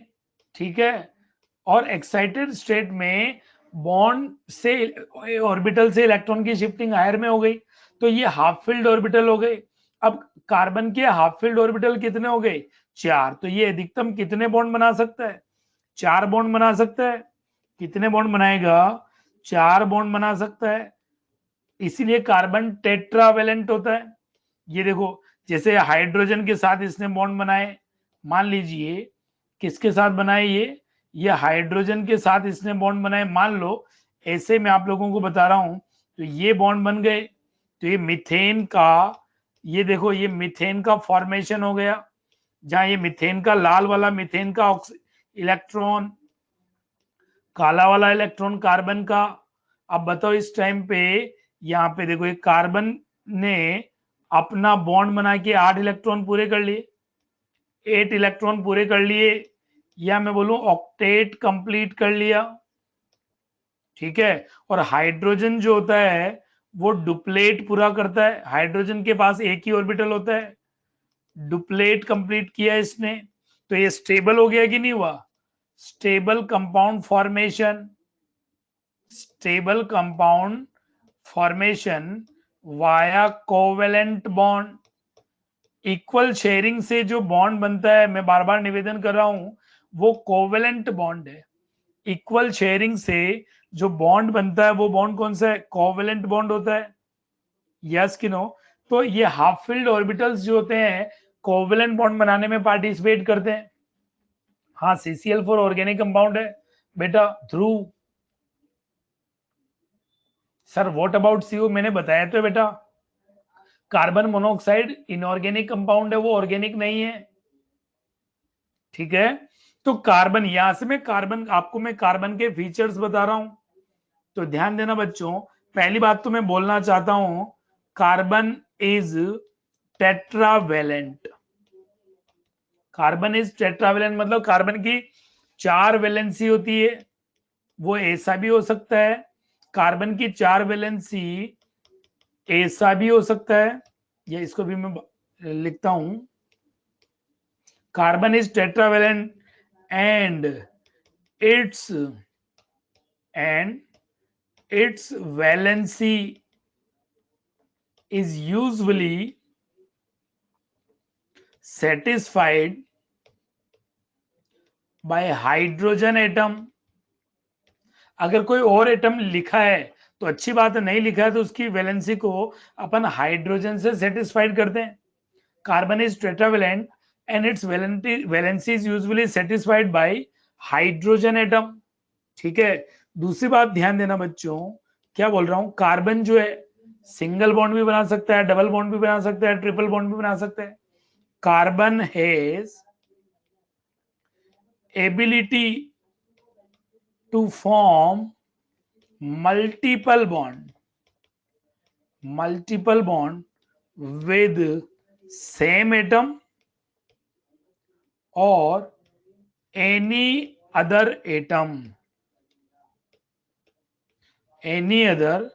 एटम। जैसे कार्बन जो है, जैसे कार्बन, ऐसे कार्बन कार्बन सिंगल बॉन्ड भी बन सकता है, कार्बन कार्बन डबल बॉन्ड भी बन सकता है, कार्बन कार्बन ट्रिपल बॉन्ड भी बन सकता है, कार्बन का कार्बन के साथ बॉन्ड भी बन सकता है, दूसरे एटम के साथ भी बॉन्ड बन सकता है, कार्बन का दूसरे एटम के साथ भी बॉन्ड बन सकता है। बात समझ में आ रही है? मैं आपसे क्या निवेदन कर रहा हूं, इस तरीके से कार्बन ये अपने बॉन्ड बना सकता है। ये वाला बॉन्ड कौन सा बॉन्ड है? ये सिंगल बॉन्ड है। ये वाला बॉन्ड कौन सा बॉन्ड है? देखो आपको पहचान में आना चाहिए, 2 बॉन्ड दिख रहे हैं, डबल बॉन्ड है। ये कौन सा? ट्रिपल, ये ट्रिपल बॉन्ड है, ये अगेन डबल बॉन्ड है। अपन पहचानते हैं कि नहीं पहचानते? बिल्कुल जानते, बहुत छोटी बात कर रहे हैं अपन लोग। हाँ, अब ये कार्बन कार्बन से भी जुड़ सकता है, कार्बन दूसरे एटम से भी जुड़ सकता है। तो कार्बन की थर्ड प्रॉपर्टी की अगर मैं बात करूं, carbon has catenation property. Carbon atom has unique catenation property. Catenation का मतलब सेल्फ कंबाइनिंग कैपेसिटी, अपने जैसे ही दूसरे कार्बन से जुड़ सकता है, सेल्फ कंबाइनिंग एबिलिटी। कार्बन अपने जैसे ही दूसरे कार्बन से भी जुड़ सकता है, कार्बन कार्बन ऐसे ब्रांचिंग भी हो सकती है, अनब्रांचिंग भी हो सकती है, लाइन से भी जुड़ सकता है, कैसे भी, cyclic, a cyclic, open, close, double, single, सारे तरीके के बहुत बन सकता है। तो कार्बन की यूनिक प्रॉपर्टी होने की वजह से कार्बन बहुत वर्सेटाइल होता है, इसके बहुत सारे कंपाउंड सिंथेसाइज किए जा चुके हैं। देखो, इनऑर्गेनिक कंपाउंड की सिंथेसिस तो 16th सेंचुरी से चालू हो गई थी, और आज भी इनऑर्गेनिक कंपाउंड की सिंथेसिस लिमिटेड है। हम लोगों के पास बहुत लिमिटेड एग्जांपल्स हैं, थाउजेंड्स में, जबकि ऑर्गेनिक कंपाउंड की सिंथेसिस अपन ने 17 मतलब 100-150 साल बाद शुरू हुई, लेकिन फिर भी आज लाखों की संख्या में मिलियंस ऑफ ऑर्गेनिक कंपाउंड हम सिंथेसाइज कर चुके हैं और हर साल उसमें thousand of organic compound add हो जाते हैं। ये सब हो पा रहा है क्यों? क्योंकि कार्बन की एक यूनिक प्रॉपर्टी होती है कैटिनेशन होना, वो सेल्फ ज्वाइनिंग कैपेसिटी रखता है और उसकी वजह से वो variety of organic compound generate कर देता है। अच्छा, उसकी मल्टीपल बॉन्ड फॉर्मेशन होती है, कैटिनेशन प्रॉपर्टी होती है, तो इसकी वजह से cyclic, acyclic, open chain, close chain, saturated, unsaturated, इस तरीके की वैरायटी ऑफ कंपाउंड्स बन जाते हैं। हाँ, सिलिकॉन की भी होती है बेटा, स्नेहा, सिलिकॉन की भी होगी, बिल्कुल होती है, तो कार्बन की भी होती है, और कार्बन की होने की वजह से ही इतना ये वर्सेटाइल होता है। इतनी अपन बात कर रहे हैं। अब ध्यान देना बच्चों कि ये तो अपन ने बात करी कि कार्बन जो होता है, ये कार्बन जो क्या करता है, एक तरीके से बहुत वैरायटी ऑफ कंपाउंड्स बना सकता है। अब ऑर्गेनिक केमिस्ट्री में जो बॉन्ड की बात कर रहा हूं मैं, कोवेलेंट बॉन्ड की बात कर रहा हूं बच्चों, ध्यान देना, मैं आपको क्या निवेदन कर रहा हूं, ये जो कोवेलेंट बॉन्ड है, ये कोवेलेंट बॉन्ड को भी मैं दो तरीके से, हालांकि आपने दोनों पढ़े हुए हैं, दो तरीके से, एक सिग्मा बॉन्ड और एक पाई बॉन्ड। आप हालांकि जानते हैं, सिग्मा और पाई आप जानते हैं, लेकिन फिर भी मैं अपनी तरफ से क्या बोलना चाह रहा हूं कि सिग्मा बॉन्ड और पाई बॉन्ड होता क्या है, सिग्मा बॉन्ड पाई बॉन्ड बनता कैसे, हालांकि आपने ये इनऑर्गेनिक में पढ़ा हुआ है। तो अगर हम बात करें सिग्मा बॉन्ड की, तो सिग्मा बॉन्ड जो होता है, ये क्या है, हेड टू हेड ओवरलैपिंग से बनता है, हेड टू हेड ओवरलैपिंग से बनता है। हेड टू हेड ओवरलैपिंग से बनने वाले बॉन्ड को अपन क्या बोलते हैं, सिग्मा बॉन्ड बोलते हैं। हेड टू हेड ओवरलैपिंग से बनने वाला bond, bond which is prepared by only head to head overlapping, साथ में जैसे इधर से एक व्यक्ति है, इधर से है, दोनों ने हाथ मिला लिए, ज्वाइन कर लिया, सिग्मा बॉन्ड बनी। अच्छा, किन्हीं भी दो एटम के बीच में only one sigma bond is possible between any two atom, किन्हीं भी दो एटम के बीच में केवल एक ही सिग्मा होगा, क्योंकि हेड टू हेड ओवरलैपिंग तो एक ही बार हो सकती है, हेड टू हेड ओवरलैपिंग तो एक ही बात हो सकती है, हेड तो एक ही होता है, हाँ, इसीलिए तो कि उसका डायरेक्शनल नेचर तो एक ही होगा। तो between two atom sigma maximum कितने होंगे, तो मैक्सिमम सिग्मा तो एक ही होगा। इसी तरीके से अगर अपन पाई बॉन्ड की बात करें, तो ये क्या होता है, साइडवेज और lateral overlapping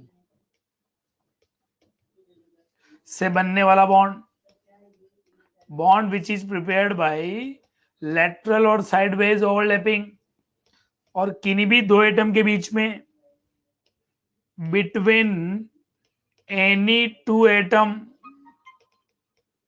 maximum two pi bonds, maximum two pi bonds can be possible.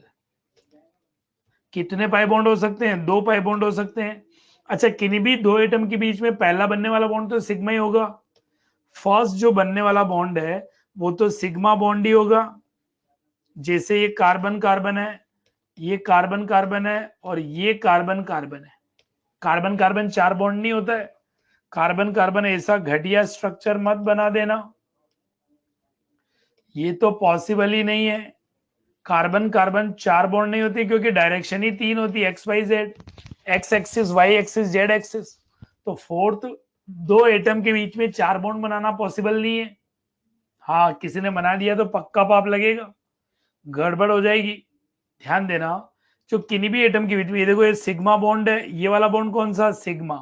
अब यहाँ दो बॉन्ड है, ये वाला तो जाएगा सिग्मा, ये वाला होगा पाई बॉन्ड। यहाँ पे देखो तीन बॉन्ड है, तो फर्स्ट बॉन्ड तो सिग्मा बॉन्ड हो जाएगा, सेकंड बॉन्ड जो है वो भी पाई बॉन्ड, और थर्ड बॉन्ड है वो भी। किन्हीं भी दो एटम के बीच में, किन्हीं भी दो एटम के बीच में मैक्सिमम दो पाई बॉन्ड हो सकते हैं।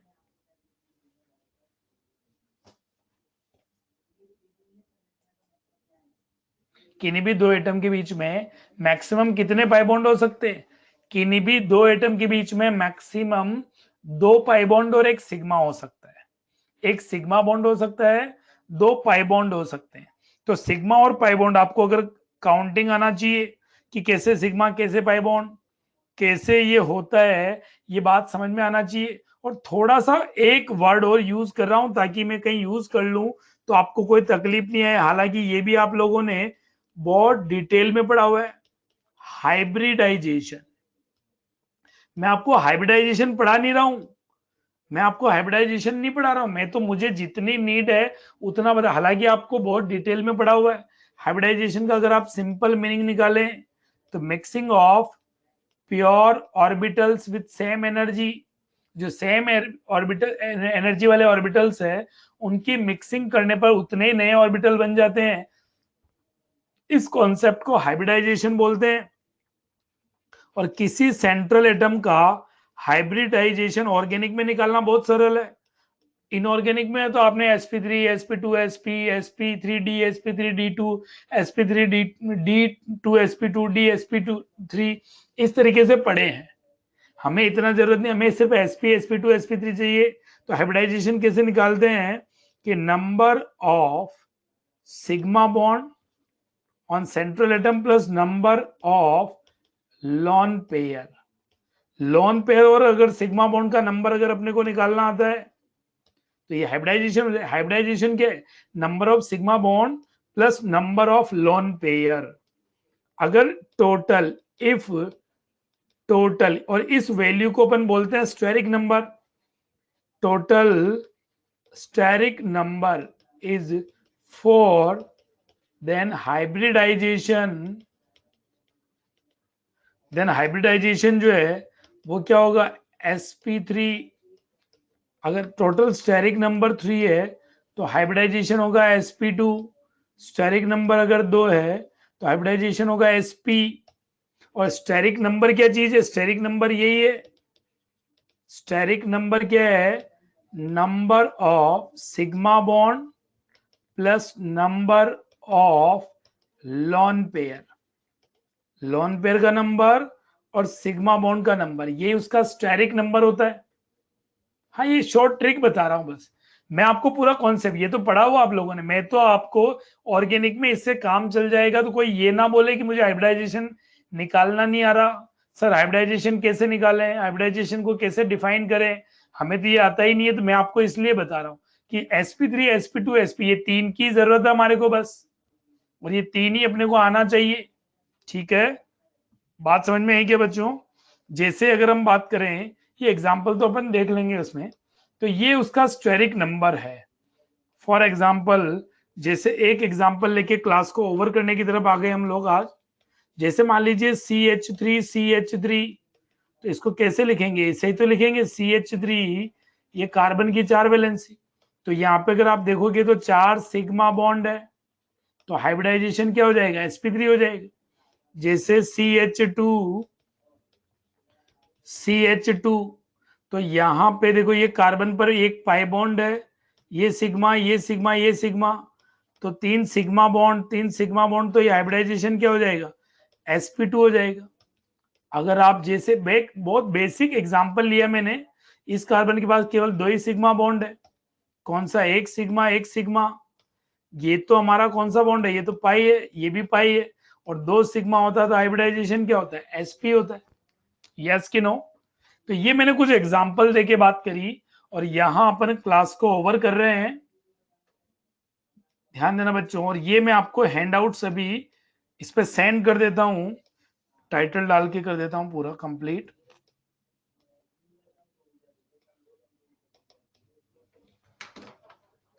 ये क्लास मैंने यहाँ पे ओवर कर रहा हूं बच्चों, हैंड आउट्स, लेक्चर 1 OC।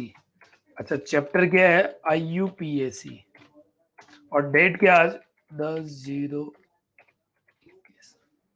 एक तरीके का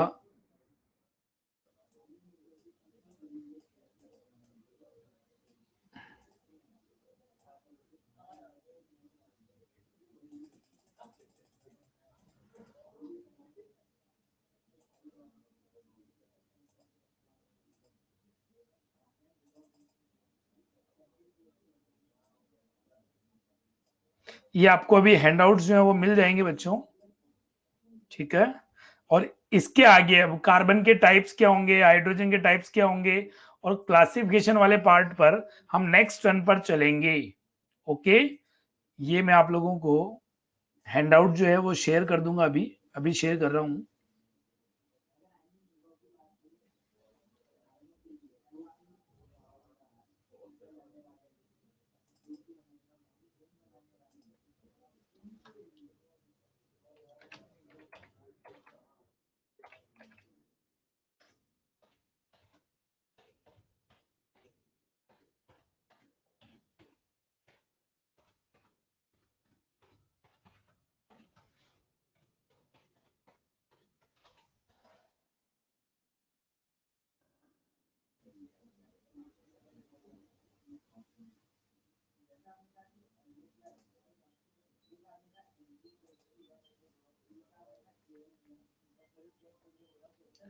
मैं यहाँ पे आपको लेक्चर अपलोड कर देता हूँ, हैंडआउट्स।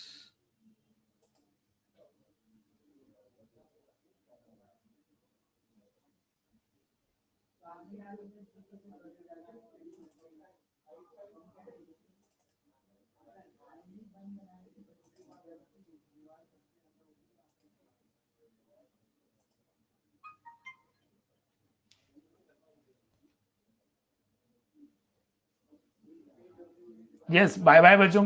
नेक्स्ट टर्न पे हम लोग, नेक्स्ट टर्न पर हम लोग क्या बात करेंगे, कार्बन के टाइप्स की बात करेंगे और उसके क्लासिफिकेशन की तरफ चलेंगे। हाँ मिल जाएगा बच्चों, मिल जाएगा। मैं ग्रुप पे भी, आपके व्हाट्सएप ग्रुप पे भी डाल दूंगा और यहाँ पे भी मिल जाएगा। हाँ बिल्कुल मिल जाएगा बेटा, मैंने इसीलिए तो क्लास पहले ओवर करके ये काम किया है। यस, मिल गया बच्चों आप लोगों को। यस, ये मैंने आज मैंने सिंपल फॉर्मल इंट्रोडक्शन दिया है, फॉर्मल बात करी, बहुत छोटी छोटी बातें करी। लेकिन हाँ धीरे धीरे कल की क्लास में अपन कार्बन के टाइप, हाइड्रोजन के टाइप, फंक्शनल ग्रुप क्या होते हैं उनकी बात करेंगे। देन क्लासिफिकेशन की बात करते हुए टॉपिक को बहुत अच्छे लेवल की तरफ लेके चले जाएंगे।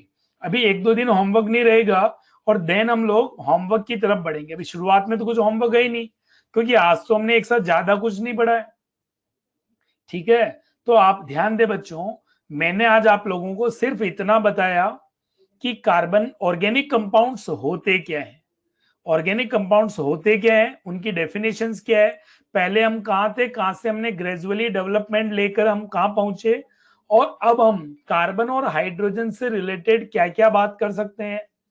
तो मैंने आपको एक तरह से hybridisation, sigma bond, pi bond, इनकी काउंटिंग करना आना चाहिए हमारे को, कि कोई क्वेश्चन में दे दे सिग्मा बॉन्ड कितने हैं, पाई बॉन्ड कितने हैं, किसी सेंट्रल एटम का हाइब्रिडाइजेशन कितना है, तो ये चीज हमारे को आना चाहिए, एक बात तो। और दूसरी बात मैंने आपको क्या निवेदन करी, अगले टर्न पर मैं आपको कार्बन के टाइप्स, हाइड्रोजन के टाइप्स, फंक्शनल ग्रुप के types, then classification of organic compounds, और ये सारी बात अगले टर्न पर करूंगा। ओके, हाँ मैंने आपको मेरा नंबर ग्रुप पे डाला हुआ है, सेव कर लें बच्चों, मेरा नंबर सेव कर लें। कोई भी डाउट है, सबसे पहले तो आप ई सॉल्यूशन ऐप यूज करना सीखें। ई सॉल्यूशन ऐप पर मुझे डाउट बता पूछेंगे, मैं उसी दिन उनका आंसर कर दूंगा। ई सॉल्यूशन ऐप पर डाउट सॉल्व करना हम सब लोगों की प्रायोरिटी है, तो सबसे पहले ई सॉल्यूशन ऐप पर पूछ सकते हो। फिर भी किसी का कोई इमरजेंसी है, कोई भी है, तो आप मुझे व्हाट्सएप पे भी डाउट पूछ सकते हैं। मेरा व्हाट्सएप नंबर, व्हाट्सएप में ग्रुप में हूं, फिर भी लिख लीजिए 9414958654। मेरा जो व्हाट्सएप नंबर है, स्क्रीन मैंने अभी बंद नहीं करी है, मैं फिर से स्क्रीन पे लिख देता हूं, नो नीड टू वरी। मेरा जो नंबर 9414958654, नाम मेरा संदीप कुमार सेठिया, शॉर्ट में मुझे SST बोलते हैं। जो सब्जेक्ट आप छोड़ के आ चुके हैं SST, ठीक है। हाँ तो आप जो ग्रुप में है, ग्रुप में मैं नहीं, not added in our group. कौन सा बेटा, आपका ग्रुप कौन सा है, नाम मुझे बता, मुझे इंडिविजुअल मैसेज करना तो मैं देख लूंगा। TLP TLP है, TLP TOP, चलिए कोई बात नहीं, तो मैं एक बार पता कर लूंगा, वरना TLP1 में तो मैं हूँ, चाहे TPL1 में भी हूँ। TPL1 और TLP1 में जैसे ऑर्गेनिक स्टार्ट हुई, इससे पहले मैं जुड़ गया हूं। मैंने कल एक मैसेज भी डाला था बच्चों आपको, है ना? हाँ, वो मैसेज मिला कि नहीं मिला बच्चों? कल मैंने एक मैसेज आपको डाला था, अभी मैं ये आपको शेयर कर दूंगा उस व्हाट्सएप ग्रुप पे भी, और शीट भी मैं वहां शेयर कर दूंगा। शीट आज इसमें सिस्टम में नहीं है, वरना मैं लिंक से भी शेयर कर देता, कोई दिक्कत वाली बात नहीं। आपको हैंडआउट किसी भी तरीके से मिल जाएंगी, चाहे व्हाट्सएप पे, चाहे Google Chrome, Google drive link से, और यहाँ पर ड्यूरिंग क्लास खत्म होने के जस्ट बाद तो मिल ही जाएंगी। TLP में तो हूं बेटा, TLP1 TPL1 में। फिर भी मैं एक बार और पता कर लूंगा, TOP का मुझे पता नहीं है, TOP में शायद मैं नहीं हूं। ठीक है, कोई दिक्कत नहीं, अगर हुआ तो मैं TPO1 TOP में नहीं हूं तो मैं ज्वाइन कर लूंगा, नो प्रॉब्लम डियर। ओके, मैं एक बार पता कर लूंगा। ठीक है बच्चों, तो ध्यान देना, यहां अपन ने क्लास ओवर कर दूं बच्चों फिर, और कुछ क्वेरी आपकी? हाँ बिल्कुल, आप जा सकते हैं। क्लास क्या मैं ओवर कर दूं आप लोगों की बच्चों? ऑफलाइन बेटा ना बहुत जल्दी, उम्मीद है होपफुली इसी मंथ से अपने पास कुछ गाइडलाइन आ जाएगी ऑफलाइन खुलने का, लेकिन फिर भी अभी थोड़ा पेशेंस रखो, totally depends upon government guidelines. थोड़ा सा पेशेंस रखें आप बस प्लीज। ठीक है, बोलो बच्चा, तो क्या मैं क्लास ओवर कर दूं बच्चों? बोलो। चलिए, तो मैं बाय बाय कर रहा हूं बच्चों। ओके, बाय बाय बच्चों, नेक्स्ट क्लास में मिलते हैं। ठीक है, नेक्स्ट क्लास में हम लोग मिलते हैं।